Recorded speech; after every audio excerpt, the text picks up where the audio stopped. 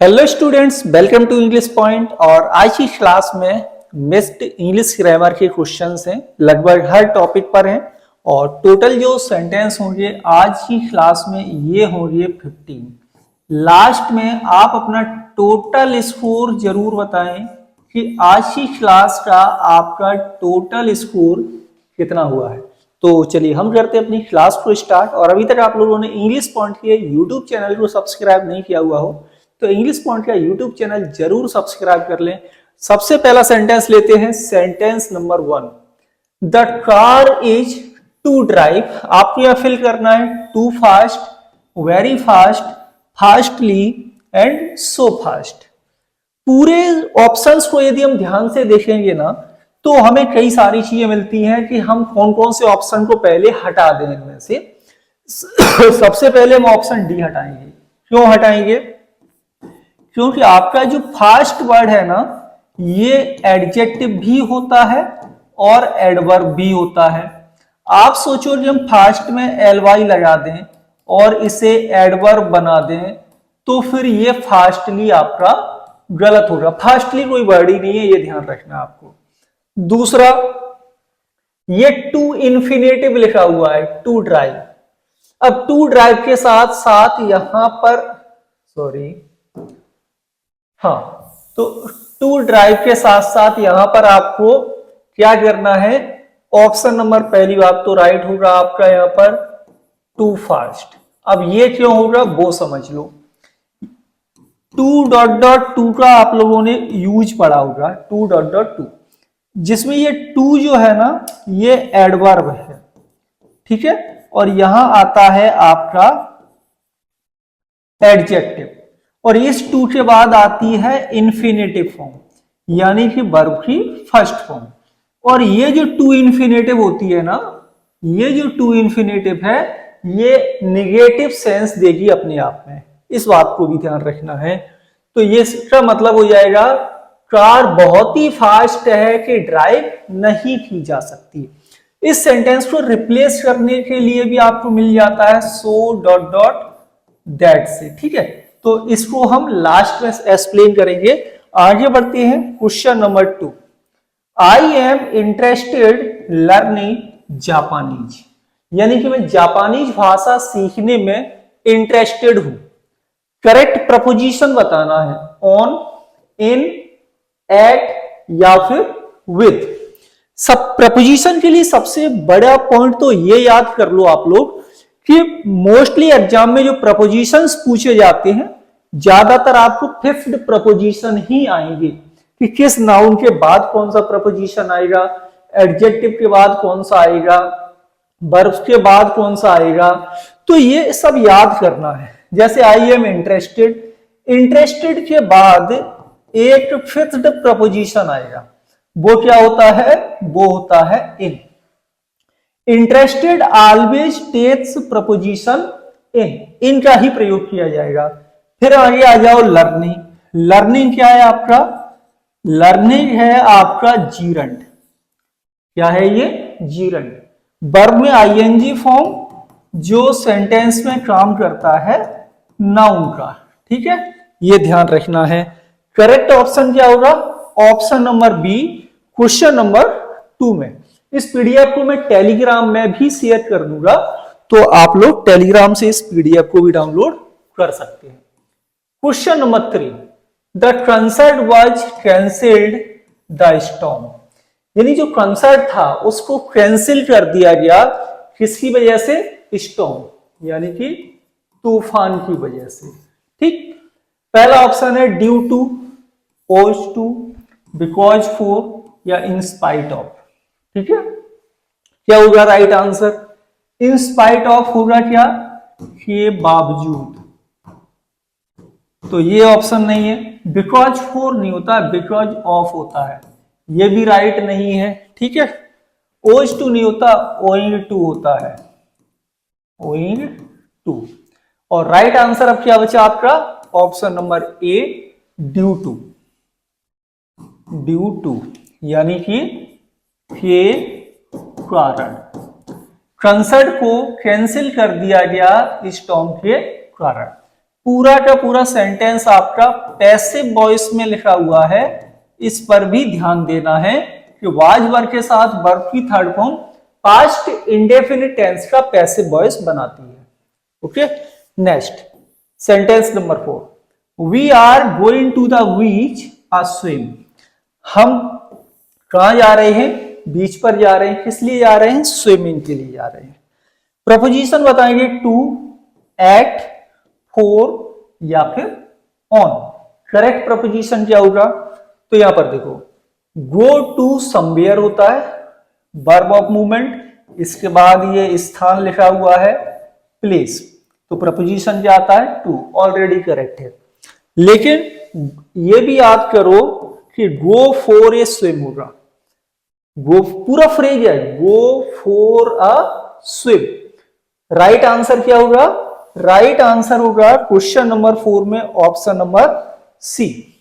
Okay, next question है, question number है 5 कि my father said to me may you be happy. क्या लिखा है सेंटेंस? तो ये जो सेंटेंस लिखा है ये लिखा है इनडायरेक्ट नरेशन, बनाना है, डायरेक्ट नरेशन लिखा हुआ है। अब इसमें क्या ध्यान देना है?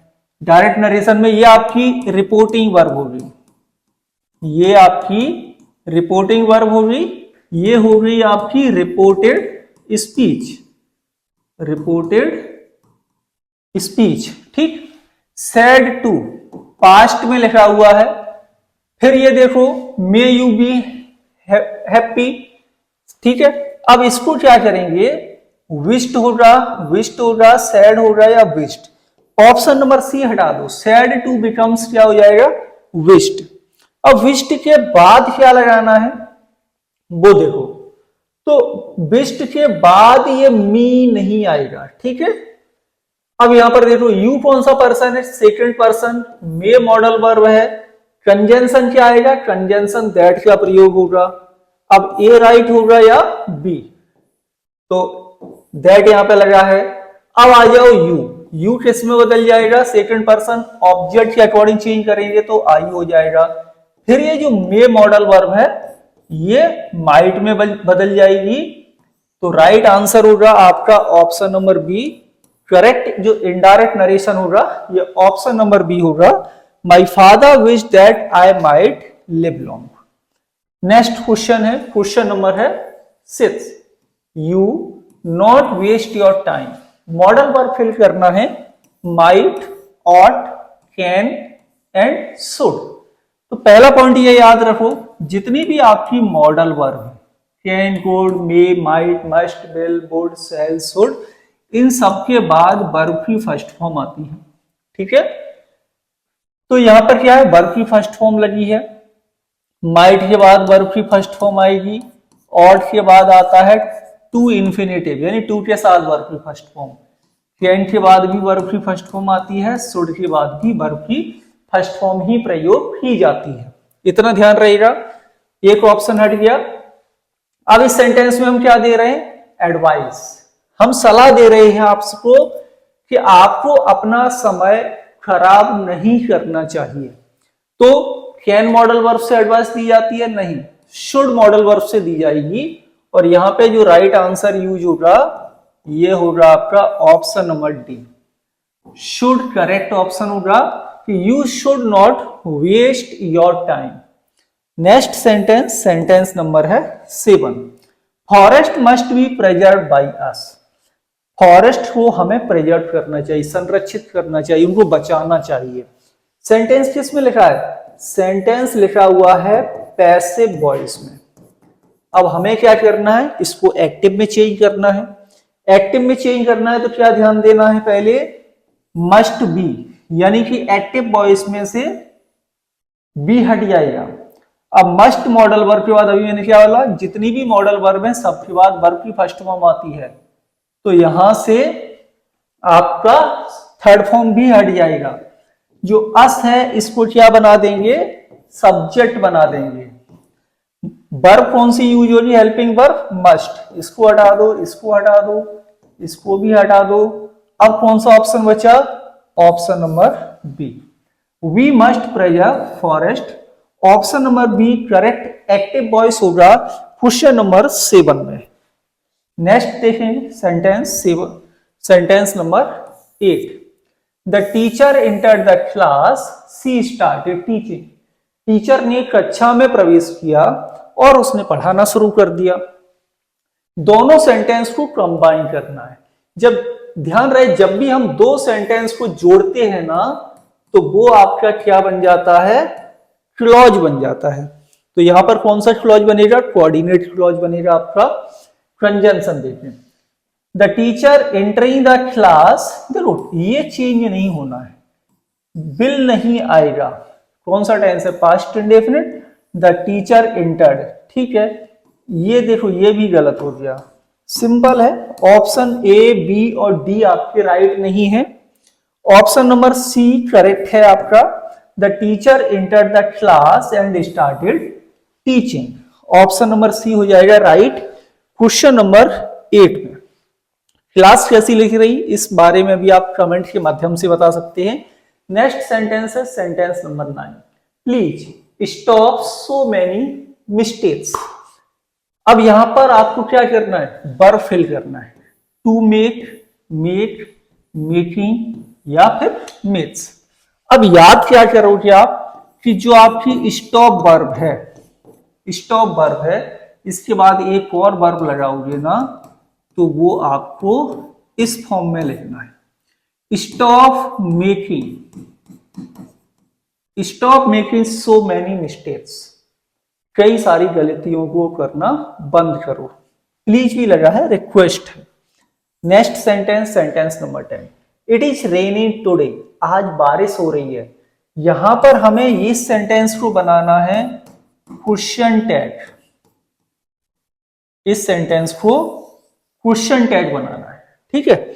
अब देखो, wouldn't it, couldn't it, shouldn't it, isn't it. आपका इट सब्जेक्ट है यहां पे, तो क्या बनेगा, ऑप्शन नंबर डी राइट होगा और ये हो जाएगा isn't it. Option number D correct sentence number 10 में। नेक्स्ट बढ़ते हैं और नेक्स्ट है सेंटेंस नंबर है 11। It happened in the month of March, in month March, at month March और in the month of March. यहां पर ऑफ नहीं है, यानी करेक्ट फ्रेज क्या होगा, टाइम फ्रेज क्या होगा सेंटेंस नंबर 11 में। तो राइट आंसर होगा, ये होगा option number C, it happened in the month of March, ठीक है। यह मार्च के महीने में हुआ। Option number C correct. Next sentence number 12। यहां पर करेक्ट स्पेलिंग बताना है कि प्रपोजल की करेक्ट स्पेलिंग क्या हुई है। PROPASAL, PREUPOSAL, PRUPUSAL और PRUPOSAL। प्रपोजल मतलब प्रस्ताव। राइट स्पेलिंग, तो करेक्ट स्पेलिंग होगी ऑप्शन नंबर ए, PROPOSAL। सिंपल है। नेक्स्ट, और ये सारे क्वेश्चंस आए हुए हैं प्रीवियस ईयर एग्जाम्स में, इसलिए इस तरह के क्वेश्चन का रिवीजन तो हमेशा करते रहा करो। स्लो वॉट स्लोली, धीमे चलो। Least you should fall, least fall you, fall least you, fall you least. ये सेंटेंस भी आप बनाओगे ना तो क्लॉज बनेगा। अब यहां क्या देना है, यदि आप लिस्ट लगाते हो तो मॉडल वर्ब शुड प्रयोग की जाती है सेंटेंस में, याद कर लो। तो क्या होगा, यू शुड फॉल। धीमे चलो, ऐसा ना हो कि तुम गिर जाओ। Right. Next sentence number 14। Synonym बताएंगे गिग्नेटिक का। गिग्नेटिक एडजेक्टिव है, कैसे पहचानेंगे, जब वर्ड के अंत में TIC लगा हो, एडजेक्टिव होगा। अब इसका जो सिनोनिम बताएंगे, सिनोनिम ही है, सिनोनिम बताएंगे तो वो भी एडजेक्टिव ही होना चाहिए। ऐसे याद कर लो, जब वर्ड के अंत में OUS सफिक्स हो तो ये भी एडजेक्टिव होता है। स्मॉल भी एडजेक्टिव है, एवरेज भी एडजेक्टिव है, टॉल भी एडजेक्टिव है। Right answer option number A, enormous. And आज की क्लास का last question, sentence number 15, antonym of by. बहुत ही सिंपल है, खरीदा। एंटोनियम बताना, सेल, गेन, ब्रिंग, प्रॉफिट। खरीद लिया कोई चीज, गेन प्राप्त कर लिए, क्या है, सिनोनिम है ना। लेके आए, लगभग सिनोनिम है। और अपोजिट होगा, ये होगा सेल। बाई मतलब खरीदना, सेल का मतलब होता है बेचना। तो ये हो गए आज की क्लास के टोटल 15 सेंटेंस। कमेंट के माध्यम से भी आप लोग जरूर बताइए। और इंग्लिश पॉइंट के यूट्यूब चैनल को सपोर्ट करने के लिए आप कर सकते हैं इस क्लास को शेयर और यूट्यूब चैनल को सब्सक्राइब। मिलेंगे आप लोगों से अगली क्लास में। और हाँ, यदि आपके कोई भी डाउट्स हो आज की क्लास को लेकर के, तो आप लोग कमेंट के माध्यम से जरूर बताइएगा, डेफिनेटली उसका रिप्लाई करेंगे। मिलेंगे आपसे अगली क्लास में। Thank you for watching.